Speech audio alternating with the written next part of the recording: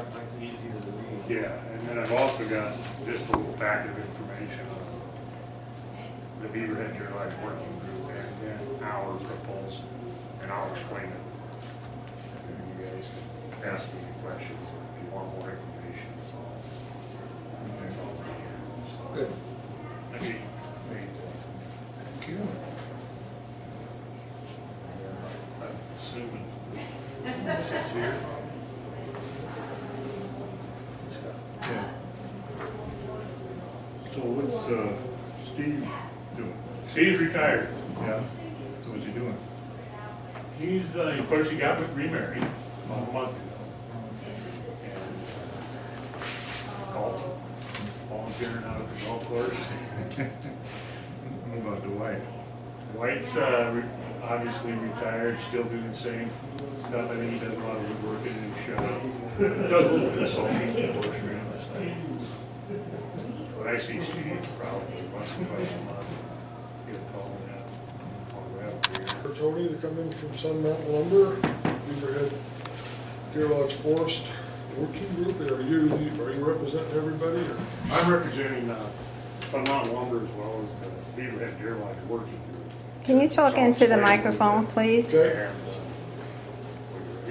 Yeah, he's going to give you a microphone so the public can hear you. Or maybe if you can sit at that head chair over there, then your back won't be to us and we can hear you better. Okay.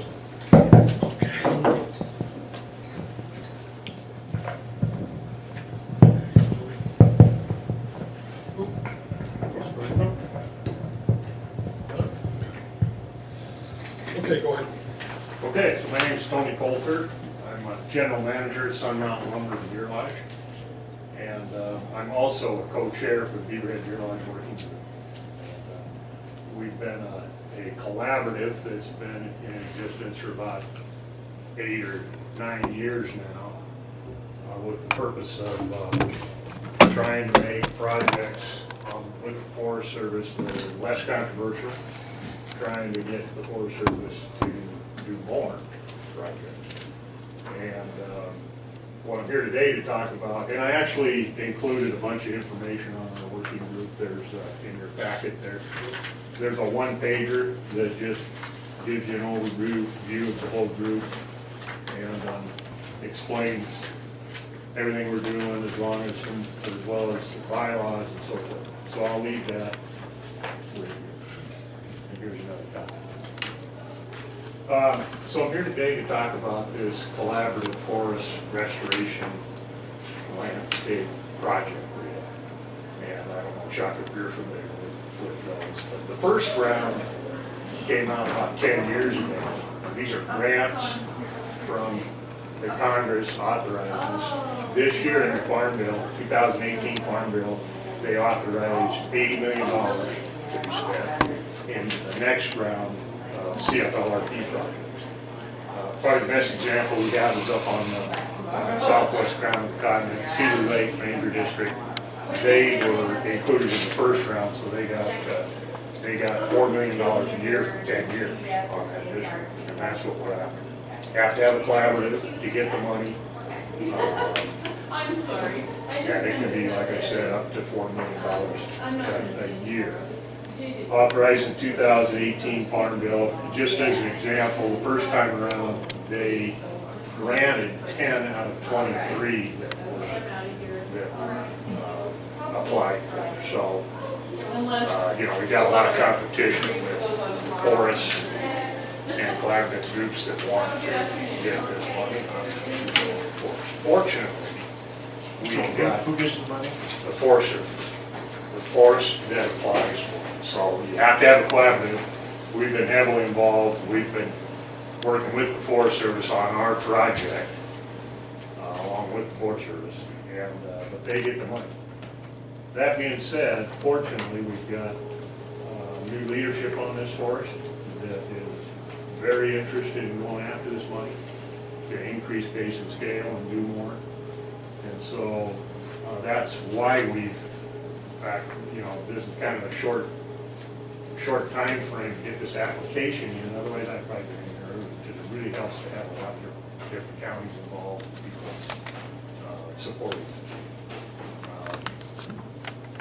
So we literally started on it about 4 or 5 weeks ago when we finally got the rules and how the project's going to be handled this time around, what kind of criteria they're looking for.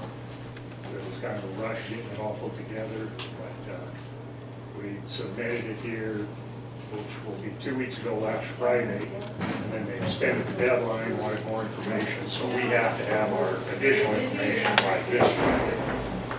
And then that's tier 1, and then they decide who's going to go to tier 2 for a more detailed proposal, and then out of that, they'll pick 2 per region.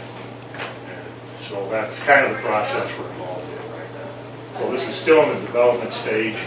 I submitted, or I put in your packet also a copy of it, copy of the tier 1 proposal, which explains in detail what's involved in the project, but I can do that as well, kind of high level with you. Here's a really much better map than is in there for you. It kind of looks, and that shows not the entire forest, but the landscape that we're talking about, which includes the forest. A large part of Granite County. So if you look on page 2 of this proposal, and I'll read it, you don't really have to look at all this stuff right now, but there's primarily 4 main emphasis of this restoration project we're trying to get done on the forest. One of them is to increase public safety in the WUIs and private lands within the landscape that are adjacent to Forest Service lands. You guys are well aware of the mountain pine beetle epidemic that has wiped out 2 million acres of lodgepole pine in this forest. Well, that's kind of the main driver of why we're putting this together. Our collaborative actually has been pushing to do something like this for several years. We finally got this opportunity and money, and hopefully we're successful. The second major emphasis area is to restore landscapes and improve resilience. We've got this monoculture of lodgepole pine out there. We have other forest health issues. And so we're looking at trying to get the Forest Service to increase, they say increase in pace and scale. That's one of their models right now, but we're going to try to help get more projects done within this landscape.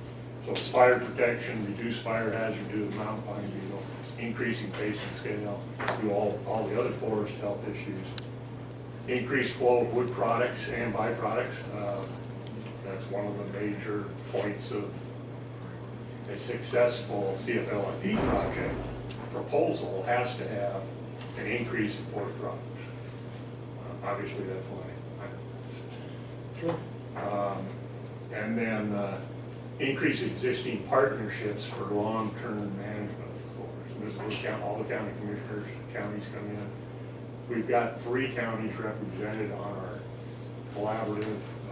Dan Sager with Powell County also attends. And you guys are, of course, welcome to be involved in that conversation. But BLM, state, and a lot of private lands within this landscape, the different color coded here. There's a lot of opportunities to work between ownerships and try to get more done. Obviously, the Forest Service has got the biggest role here. They got the most lands and probably have done the least in the last, well, since the mountain pine beetle was there. The private lands, if you go around Forest and look at, we know this because we've been all over them. Private landowners have done a really good job of addressing the mountain pine beetle right up to the forest boundary. And we've got 2 or 3 ranchers on our collaborative. These allotments right now with the fences down is a huge issue. You guys know that. Whitewash, sure. It's just unbelievable. I've got some unbelievable photos of these mountain pine beetle killed trees just every year going down over the fence lines that they've got to cut them out. But the allotment, the permittee has to cut them out. So I've worked on some of those things. It's just, you go up there and just go, Yeah. You don't have all summer to do that. Right, and so hopefully what we're trying to do is get this, in the first few years of the proposal, we get the money, is to prioritize areas on forest. WUIs are a big part of that, as well as the lands that are adjacent, private land adjacent to the Forest Service, and try to concentrate on those areas, clean up the lot of forest in there where we can. And then ongoing in the last 8 or 7 or 8 years, it's a 10-year program. So you get up to $4 million a year for 10 years. We're gonna try to address other areas on the forest. This is a perfect landscape, lots of WUIs, lots of watersheds. People's water supplies are dependent on preventing fire. And so we're hoping to go in and reduce the risk of fire on a lot of these lands, as well as reduce the costs of future firefighting. It's kind of taking a proactive role before the fires get here. That's kind of at a very high level. Again, they extended the deadline for Tier 2 applications to the end of January. It was the end of November, so we've got a little bit more time to put this proposal together. So we'll be coming back to you with your thoughts on priorities. One of the kickers to the whole thing is that there is a matching, 50% matching requirement on the $4 million a year. I don't know that we'll put in for the whole $4 million. As I said, this is a Forest Service application, so they're the ones putting it together. We've been helping.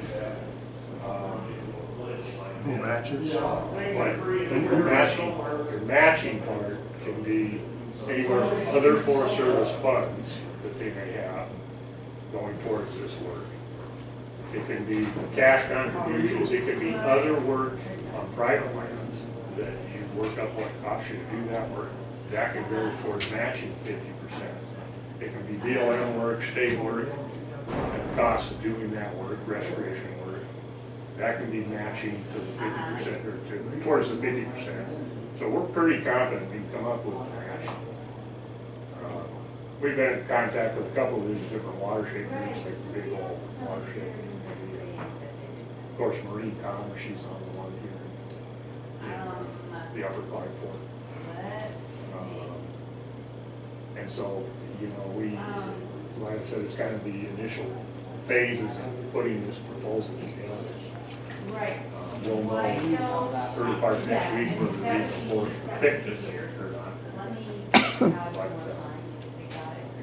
We really, I mean, I'm really optimistic that it'll find, you know, a lot of it's dead and of no value, but there's still some merchantable in there to us. Lots of post rail.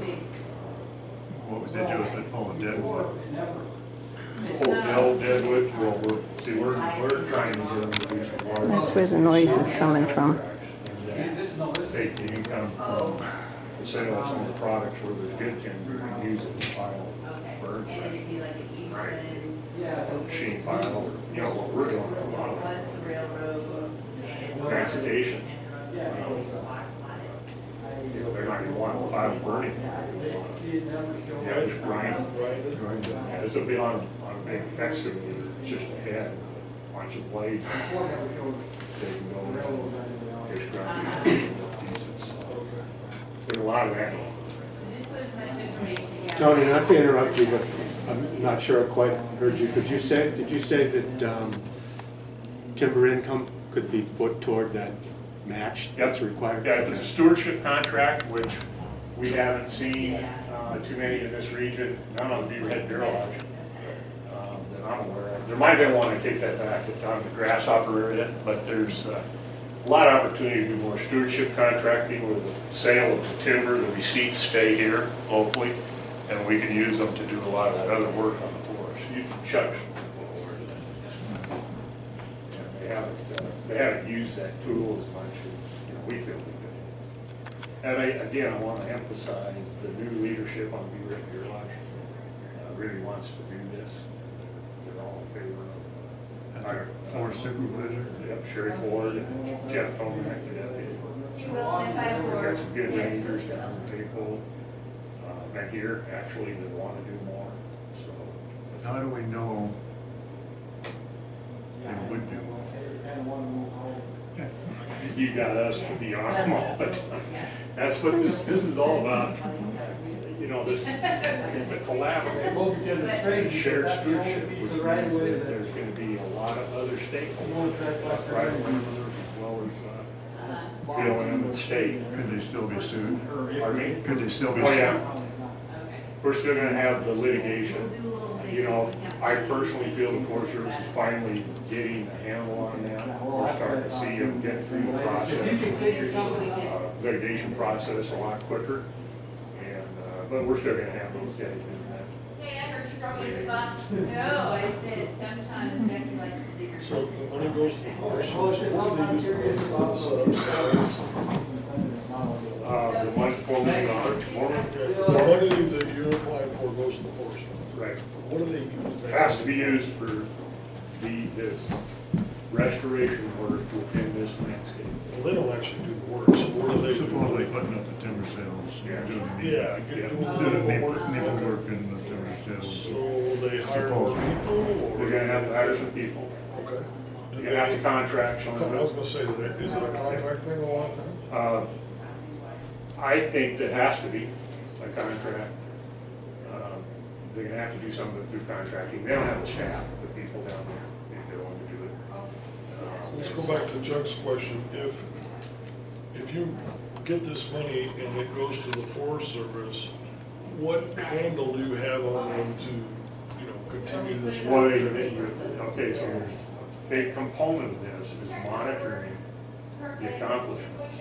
And all in the regs, Good. the CFLRP Act. Oh, right. And so we have to have a monitoring component set up, which we're going to have through probably the University of Montana Dillon or one of these watershed groups. They've expressed an interest in doing that, where we have to submit acreages on an annual basis and track that. And if you aren't getting anything accomplished, you aren't going to get money. So it's a big part of this is making sure that. So I just don't see why can't the government, if they want to do this, just appropriate the money and do it like it used to be, you know? I mean, I don't understand. You're talking to the wrong guy.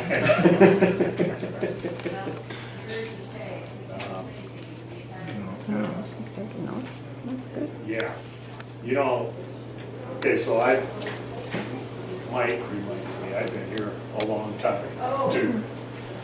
And the Beaverhead-Deerlodge, you know, you probably, Chuck, you know how much they've been cut in terms of climbing. This forest has been the worst I've ever seen. They went from, you know, 2 forests to 1, combining to 1. And they just don't have the people and manpower to get a lot of this work done. They're gonna have to, long-term, beat that up.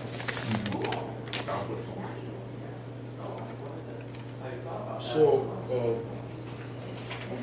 you know, our public, the folks we represent are really interested in the economic side. You know, this is a logging, 70% of the county is logging. But they're also interested in forest access.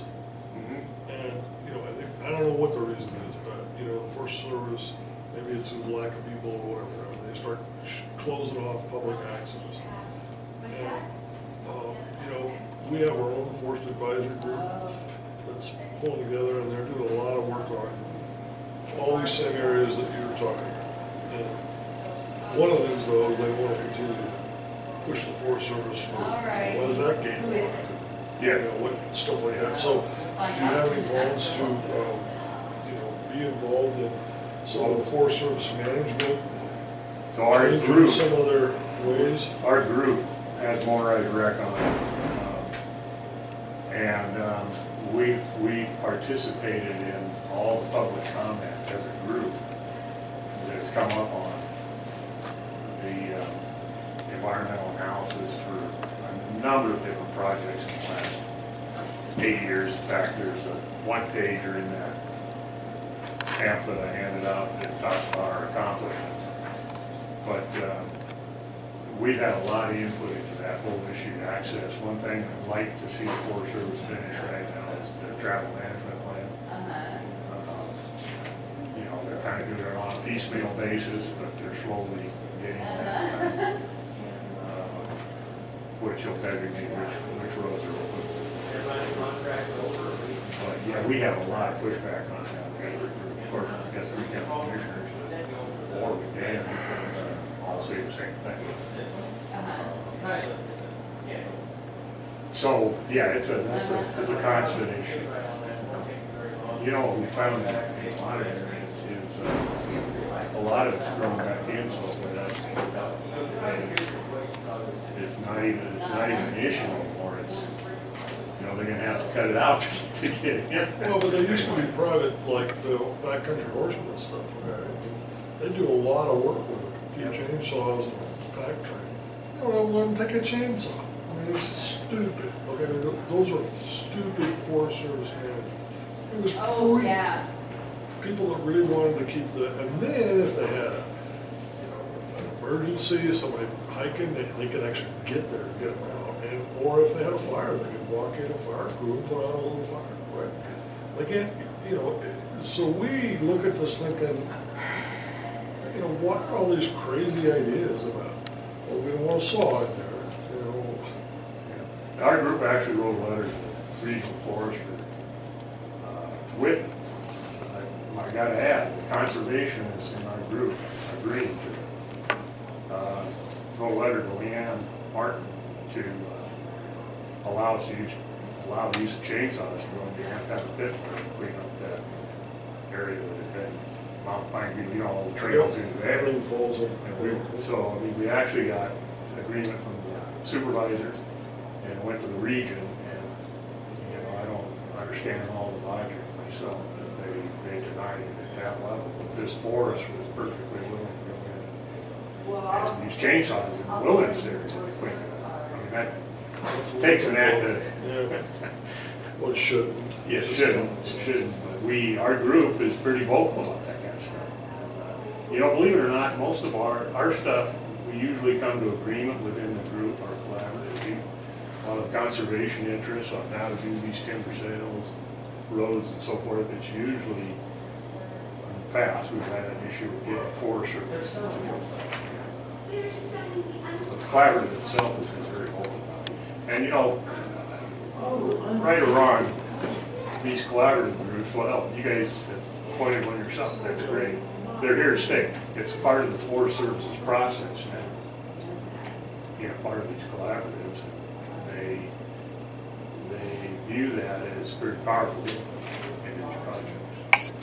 Well, you know, my problem is, you do all this collaboration and then you get sued, and then it's all for nothing, you do all this work, and people lose interest. And you know, we're kind of, or the Forest Advisory Group is kind of into the coordination thing. You heard about that? Where they coordinate with the commissioners, like the Forest Service. Yeah. To try to get something going. Yeah, your group, they got a notice of their next meeting. I was gonna try to go to the next meeting. I'm sorry, I can't hear you. I can't hear you. I'm sorry. Speak up a little closer. Yeah. Go ahead. I was gonna try to attend that next advisory group meeting and just tell them about the Beaverhead-Deerlodge working group. You know, Yeah, I think it's October 9th. I got it on the calendar. Second Wednesday? What? Is it the second Wednesday of October? Looks like it. That's it. So, Chuck, what would the Forest Advisory Group advise us to do as far as support? I mean, we appointed this group, I like to listen to them. Sure. Well, you need a decision before that. Well, no, I think that's fine. we'll know this Friday whether we get accepted to go to tier 2. And then your October 9th, it's fine. You guys, you have plenty of time before tier 2 is due. If we're not accepted to tier 2, then it's moot point, but if we're accepted to go on to tier 2, you have plenty of time. Okay, so we could run it by Yeah, the advisory group.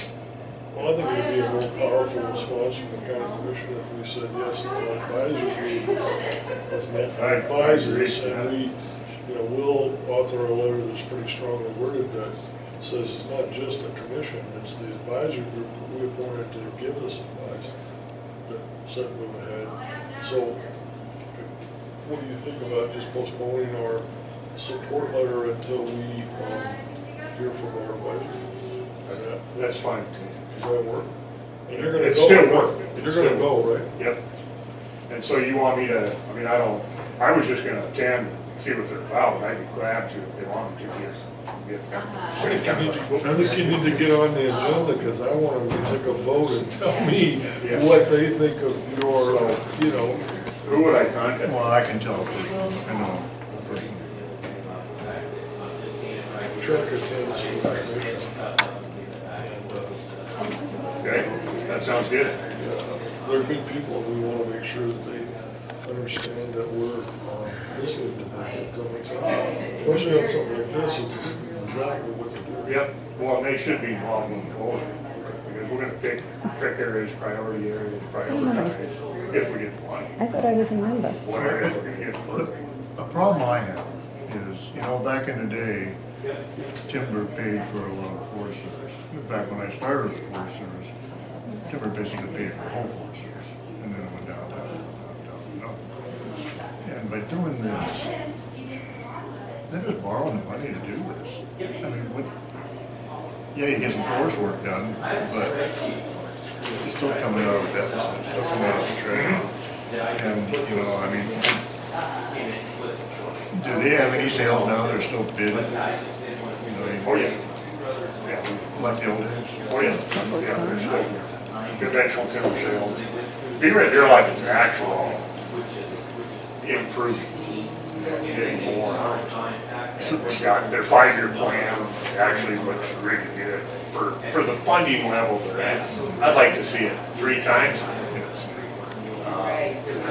So part of this could be, In fact, a lot of them are right there on that map. but part of this area could be let out for bids. Oh, yeah, it's all part of the same thing. Not stewardship. Doesn't have to be, no.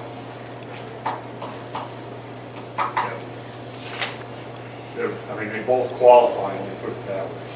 They both qualify with it as restoration work within the landscape. So it's. And a lot of people don't like stewardship contracts. I mean, you got all those small loggers that Exactly. don't want stewardship contracts, and so Exactly. we're gonna have to, and we depend on those guys too, at some amount. Oh, yeah. So, we just wanna see more done. I don't care if it's stewardship contract or. So conceivably, we could recoup some of that $4 million. It could all leave it. Yep. Well, so, to Chuck's point, why did they do this? Did they want to empower groups like yours? Is that why they make it go through? So you have to apply for it for the sheriff, for the Forest Service? The Forest Service has to apply for it, but they have to have a collaborative in development of the proposal. So are they trying to empower collaborators? Is that why you think they did I that? think that's a big reason. Okay. They want to see more of their decision making done with the help of collaborators. Could we incorporate coordination in on this somehow? I mean, coordination is less collaborative, but say we had a forest or whatever, and, we had reasons why we wanted to harvest a certain area. And then we go to the Forest Service with coordination. Could that be incorporated kind of? I don't know why not. I mean, it has to. You mean coordination with the counties? Or coordination with? Between the county and the legislature. Yeah. Yeah, I mean, that's what it should be. I don't- Well, that isn't the way it is. Yeah. You know, I think it's, you know, it's kind of getting Forest Service back into doing more. No, that's what we It's need. gonna take some work. Maybe. They aren't there today. Well, So I'll be there tonight. I'm thinking, we have a decision on our agenda, but we don't have to make a decision. Unless you want to make a motion that we have and go to the advisory council, and have the advisory council report back, or what do you think? What's that we do? Sure, I'll make that motion. So Commissioner Hinkler moved that we go to the advisory council and Who's going to the somebody's going to go to the advisory council, right? And make a presentation, get on their agenda, okay, so you got time to do it. October And then we'd like to have a formal sponsor from the collaborative to the commission to advise us, okay? Okay. That way it's, and then we'll move ahead. Now, is that, what time is that, 2 o'clock or? 2 o'clock. Right. Are you gonna open it up for public comment? So, is there any further commissioner comment? I'll second the motion. Any further commission? Hearing none, is there any public comment on the motion? On the motion? On the motion. Yes. Did you hear the motion? I heard the motion. Okay. I have public comment about the discussion that we just had, Okay, well, we made a motion to, you heard the motion. right? Okay, so do you have any comment on the motion? No, I want to comment on what you were discussing. Hearing none, all in favor say aye. Aye. Aye. Motion carries, Tony. Hope you get it on your agenda. Okay, thank you. Good to meet you, thanks for the Yeah, likewise. information. Yeah. Tony, I got a question. Have to read. So do I have questions too. Likewise. Of My him. husband's on the Nice to F meet you. back. Pardon me? Hey, Both Tony, on that council, that committee, so watch out. No. the public has a couple questions for you, I guess. Okay. Okay? Can you tell me why it is that small loggers don't like to work on stewardship projects? There's a lot of, it takes a lot of cash flow. There's a lot of extra work that needs to be done. That's what I thought, yeah.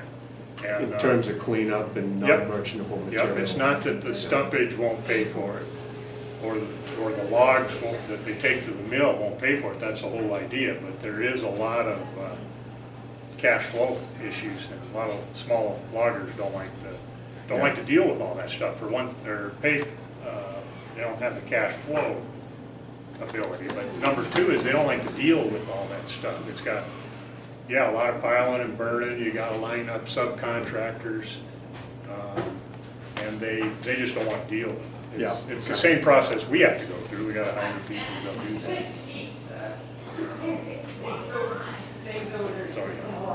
So it's gotta be a mix, it can't be all stewardship contracting. And, we like conventional timber sales too. You don't have to mess with all that stuff. Yeah. Well, Hi, my name is Elena Gagliano. For the record, I am a member of that FMAC group. And you mentioned something, I'm sorry, I couldn't hear you that much, about the coordination process, and you said you're familiar with it. Can you explain what the coordination process is? I'm not familiar with it. Oh, I thought you said that Is you it a were. specific project? I think the commissioners were just asking that projects in general be more coordinated with local governments, Forest Action Committee, or whoever your committee is. Well, basically, Well, the coordination process that we're promoting and supporting is the one that's mandated by the federal government, and it involves the commissioners sitting down with an agency like the Forest Service to discuss whatever projects or what they're going to do before they go ahead and do it. Oh, okay, Okay? yeah. Yeah, and I'm familiar with a few of the working groups, the Gallatin Ravalli, and I don't see anything about the coordination process discussed. Yeah. As a Now, is matter this of fact, we did cooperating have, agency? we did have a spokesman from the Montana Collaborative Commission or whatever, and he wasn't familiar with the collaborative process. I mean, I'm sorry, the coordination process either. And that's the whole point of our group Okay. and the reason why it was formed. So I don't know about the collaborative group. For the record, right here, I'm not supporting any collaborative group. I've said it before and I'm saying it again. Thank you. Well, go to the meeting and we'll hear back from them. Thanks a lot for coming in. That's good, thank you. Oh, and do you have another packet? I don't. You don't. I can get it from you guys then? I can bring it. If you're gonna be there, I'll bring you one. Well, it'd be nice to look at before we If you have sit an down. address, I'll send it to you. So, I'll just give you mine. Okay, Okay. thank you. You betcha. See you. This is so we can have a copy and review it before we sit down and talk to him. Thank you. Absolutely. So, this is the time for public comment on matters within the commission's jurisdiction. So we can just move into any public comment that you have.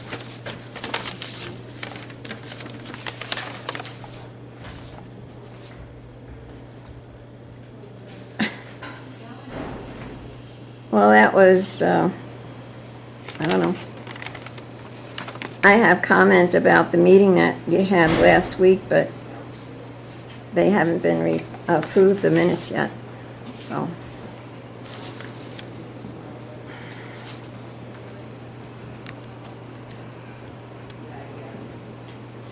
Well, this is the time for any public comment, I guess, so there's no restrictions on your comment.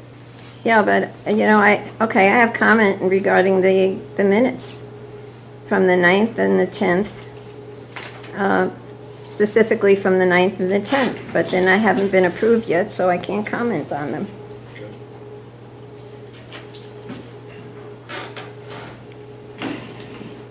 Makes it difficult.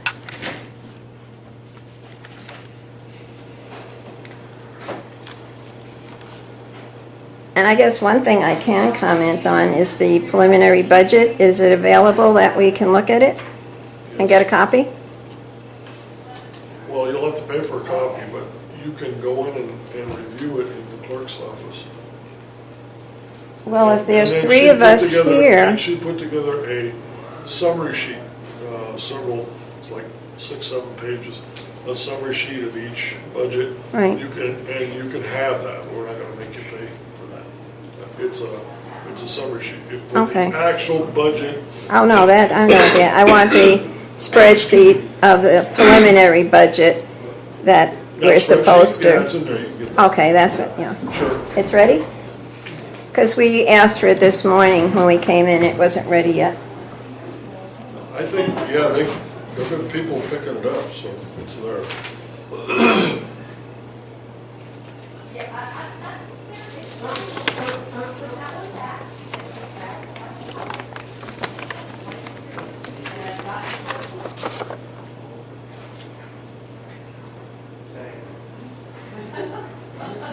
And hang on a second.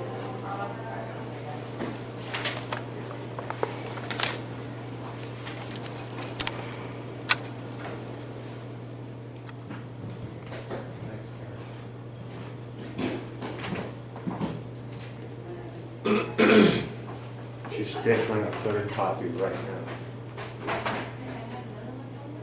You mean you get dibs before I do? Well, you can go and get it yourself if you want. Dick's picking one up. Well, I thought she was gonna do 2 copies, one for you and one for me. She did. Oh, okay. Well, I guess I'll have to go and get